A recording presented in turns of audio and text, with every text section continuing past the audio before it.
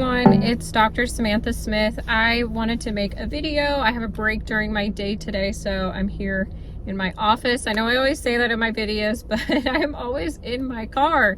But I wanted to make a video about if you're not gaining range of motion, what is happening and what should you do? So I always get this question from my patients some of the times, and also a lot of people in the Facebook group are asking me questions along the lines of, I am so stiff and swollen, I can't get my knee to bend, so what are you supposed to do? So just to mention this real quick, if you're not in the Facebook group, please join. So you can go down below this video and there is a link to the Facebook group. It's called Succeed with Your New Knee. If you can't find the link, just type it in on Facebook, Succeed with Your New Knee. And then also, if you're watching this video, I will give you 10% off of my knee replacement courses. So I have 4 courses on my website that you can access and get kind of all of the things I would say in this video in a structured guided course to help improve your outcome. So use the code YouTube10. I'll put it right here for 10% off. So let's get into the topic of this video. What can you do to improve your stiffness, your swelling?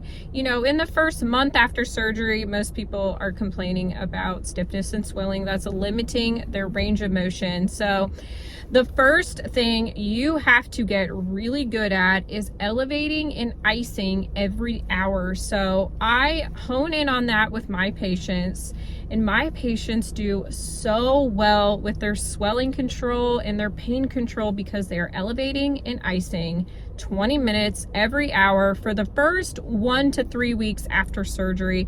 And then after that, they're elevating and icing as needed.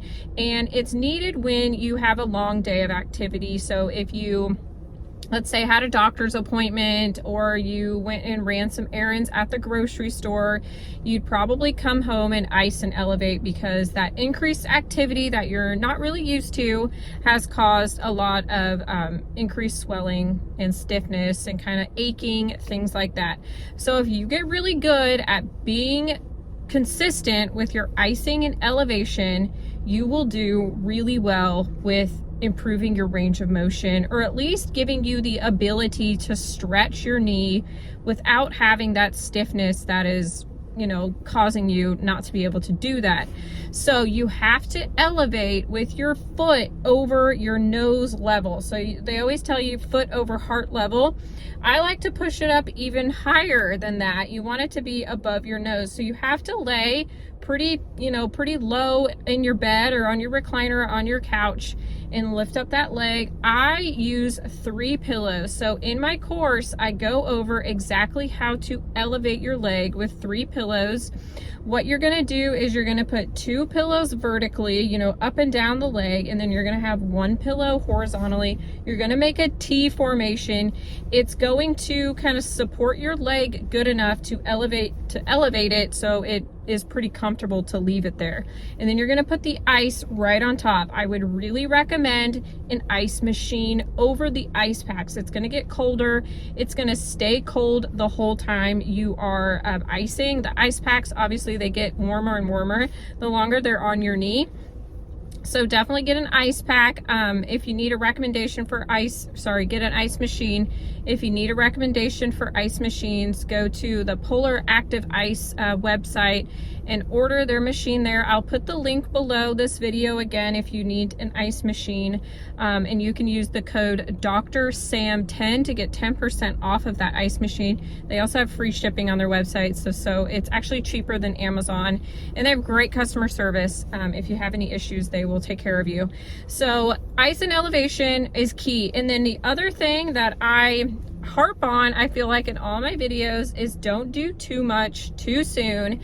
So for instance, let's say you're 6 days post-surgery. Don't go and walk in the grocery store for 45 minutes. That is just too much too soon. So if you're just, you know, walking around your house doing your regular chores, let's say, you know, you're up for 5 minutes, going to the bathroom, you wash your hands and you go back and lay down. From 5 minutes at home doing your chores, and then you go to 45 minutes in the grocery store, that is a huge increase in your activity level, right? So that's going to be really stressful on your knee.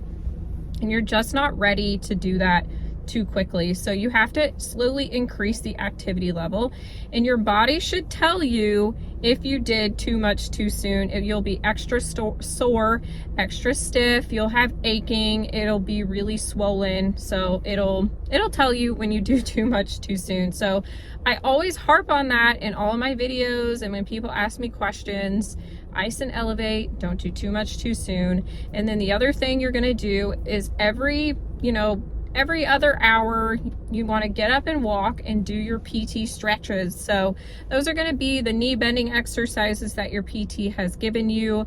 And you want to push it to a point where you're at like a 7 out of 10, like pain level, discomfort level, stretch level. You want it to be pulling pretty good.